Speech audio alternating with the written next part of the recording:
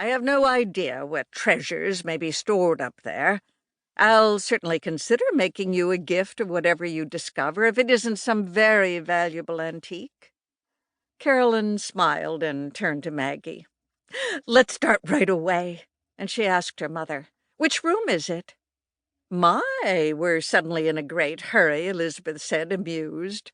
And she searched in her apron pocket and produced an old-fashioned straight key. "This is the key. It's the third room to the left at the head of the stairs on the top landing. I want everything sorted carefully. You can make 2 piles in the hallway. One of things for Matt Morgan to carry down to the garbage, and the other of items you feel we should save. There oughtn't to be many of the latter." They listened just long enough for her to finish, and then raced up the stairs to the room they were to investigate and clear. When Carolyn turned the key, it grated in the rusty lock, and the door itself had swollen with dampness, so that both girls had to exert some weight against it to swing it open.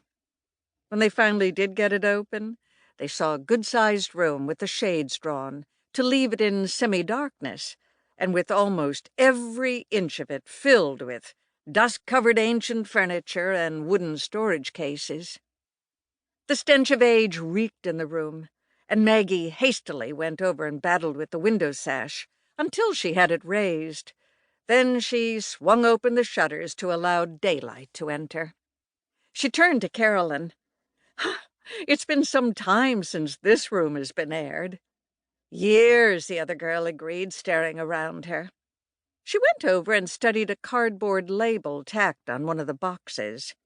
Reading from it aloud for Maggie's benefit, "Roxanna Collins. That's who all these belong to." "The name is new to me," Maggie said, going over to stand beside her. "Where shall we begin?" Carolyn made a face. "We'll have to do some dusting. Then we can check on what's in all these boxes and cartons." When they opened the boxes, they discovered that most of their contents dated back to 1895. Old calendars and newspapers, musty and yellow, gave them this clue. The clothing packed so carefully had once been stylish and valuable.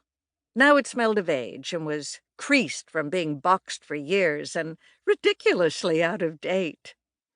Carolyn held up a white silk dress, now yellowed from age. "I wonder who this Roxanna was," she said. "She couldn't have been much taller than me or weighed much more."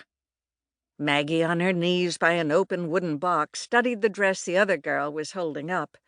"I'd say she was just about your size." "I must ask Mother if she knows anything about her," Carolyn said, putting the dress down to resume exploration of the box. Maggie was absorbed in a newspaper of the day, showing advertisements for a motor car known as the Pope Hartford, and another which was stick-steered and called the Brewster Electric Brougham. The few illustrations in the paper showed men and women in clothes vastly different in style from the present day. For evening wear, women seemed to favor long gowns with equally long coats. The proper skirt length appeared to be the tip of the toe. And the men's clothes were just as different. But it was the low price of most things that surprised her. She could hardly believe that food had once cost so little, and clothing was only a fraction of the price of what it now was. She was absorbed in turning the pages of the long-ago newspaper when Carolyn touched her on the arm. "I've made a find," Elizabeth's daughter said excitedly. "Mother will have to give me this." And she held up a beautiful cameo with an ornamental, finely patterned border of gold. Maggie stared at it. "Lovely," she agreed. Carolyn was examining it more closely. Turning it over, she said, "It has some engraving on it. From Barnabas to Roxanna, 1895. Barnabas Collins must have given it to this Roxanna." Maggie nodded. "Probably the grandfather of the Barnabas Collins who was here not long ago." "I'd imagine so," the other girl agreed, still studying the cameo. "The English branch of the family always